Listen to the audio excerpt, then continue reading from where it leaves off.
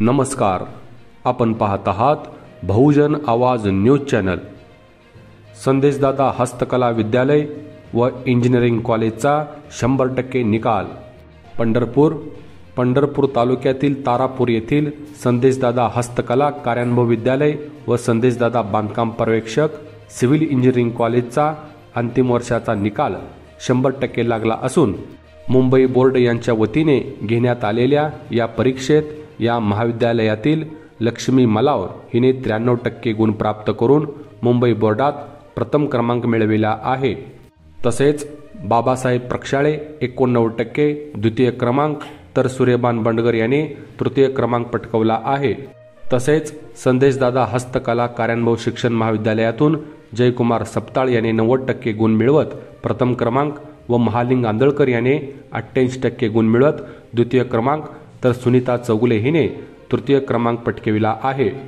या त्यांच्या यशाबद्दल महाविद्यालयाचे प्राचार्य स्नेहल मलाव, संस्थापक अध्यक्ष हनुमंत मलाव, सचिव संदेशदादा मलाव यांनी विद्यार्थ्यांचे अभिनंदन केले आहे। यावेळी चिमुकली हर्षदा भोई, संस्थेच्या विद्यार्थी व मयुरी धोत्रे व त्याची बहीण यांनी नृत्य केले।